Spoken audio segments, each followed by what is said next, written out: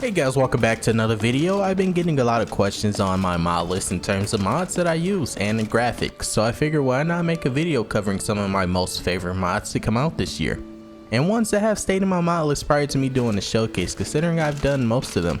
So that'll be combat, animation, and other sound mods that stayed in my mod list. But before we get into it, I wanted to give a quick disclaimer. This is not based on downloads but my personal preference, so if I showcase a mod that only has 100 downloads, don't complain about it. But either way, make sure you hit that like button down below and subscribe to the channel, because this is going to be a good video that you'll want to stick around for.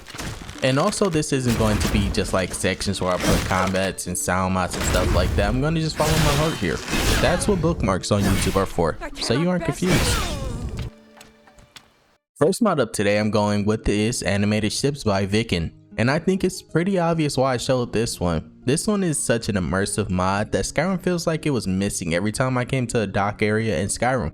I don't know why Skyrim was missing such basic things like this, but maybe Bethesda just didn't have enough time. But this mod, as you can see, adds animated ships operated by NPCs that sell dock areas and also in open ocean areas. Well, I wouldn't say they're operated by the NPCs, they kind of just stand around on them, but they're operated. Each ship is immersive to the area you will find them in, like the ones near Castle Volkihar actually have enemies on them that you can fight, where they're like skeletons, but after you kill them it kind of makes you wonder who's pirating the ship. But either way, based on the amount of downloads this got, I can tell that I'm not the only one that loves this. Okay, so this next one is more of so two mods, but I'm going to showcase them together just to avoid any 2-minute long showcases. But the two mods are Flame VFX, which overhauls all flame spells by Kittytail. And the second one, you probably already guessed it, is also by Kittytail, named Frost VFX, doing the opposite of the first one and changing the way frost spells look. These two look beautiful and I've showcased them a few times already, so they kind of just grew on me each time I showcased them. So now I just keep them for my own personal taste. These mods not only retexture each spell, it adds new meshes as well, light reaction to certain spells and lighting, and even EMB light. But just for the players, because otherwise that would get a little FPS heavy for the people that actually have to worry about that. Plus, I like to be a little selfish and keep everything that I add that looks very good in my game to myself. But that's just me though. Okay, so this next one is just a small little mod that you probably won't even notice too much in your game, but it definitely has left an impression on me. This mod is called The Rift Leaves by the Milk Drinker. This mod adds falling yellow leaves to the exterior of Riften and inside of Riften as well in the waterway. I didn't notice any FPS hits with this, but I am using Aspen's Ablaze, so maybe that's why I didn't notice it. But my riff is already pretty heavy, so no FPS drops is already a plus for me. My only issue with this was that there wasn't a green version, but then someone kind of commented on how stupid I am, because falling leaves always turn yellow, or orange anyway. And from the comment alone, it put it all into perspective for me, so thank you for that comment, whoever you were. Okay, so hear me out, this next one is also two mods, but this time animation mods that were meant to go together. The first mod is Vanargand Animations 2 Unarmed Pugilism Stance, which adds in animated equip and unequip to your character when you're unarmed, as well as an animated idle. At first when I started using this mod, I thought it was maybe a little bit goofy, but I kinda love it now, especially after seeing a lot of videos with actual people doing this pose, so now I know it's realistic.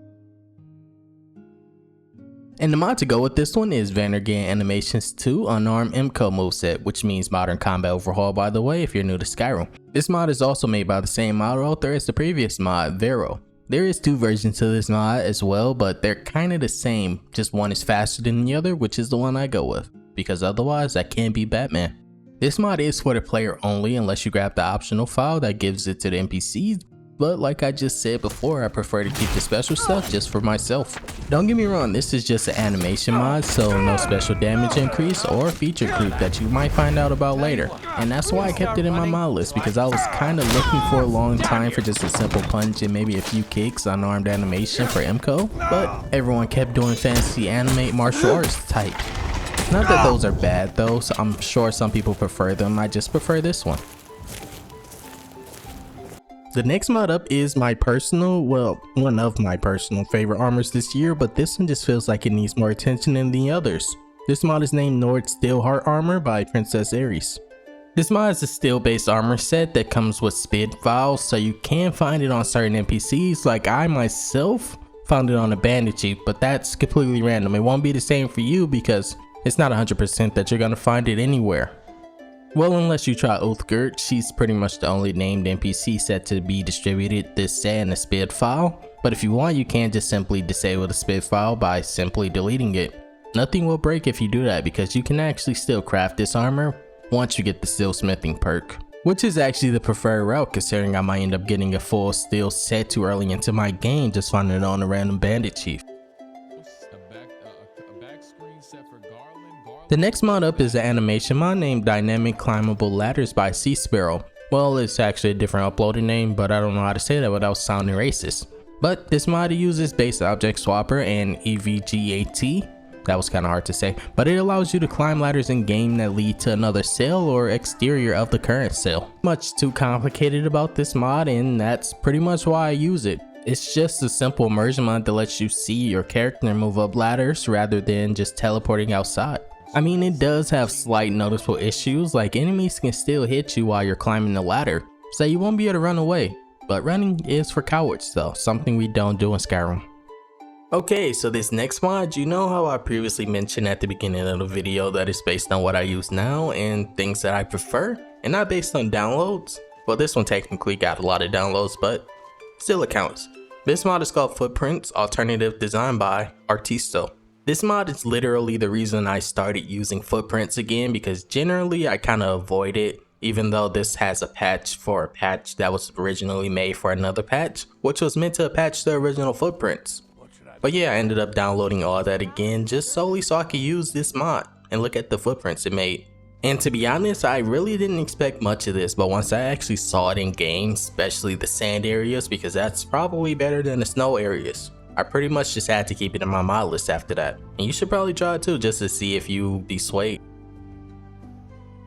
Next mod is also one of my personal opinion favorites, but I mean that's kind of what this video is, my own personal favorites of the new mods that came out this year. This mod is called Animals Aplenty by Rogue Unicorn. All this mod does is add animals to the wilds of Skyrim, specifically forests, and specifically wild animals that are peaceful. They do have another mod that increases or decreases violent animal spawns based on if you want to set that up, but I love this one because at base Skyrim only has a few peaceful animal spawns, and I feel like that kind of dulls the experience of when you're exploring Skyrim since you only see a few of them, but now your forest will actually feel alive.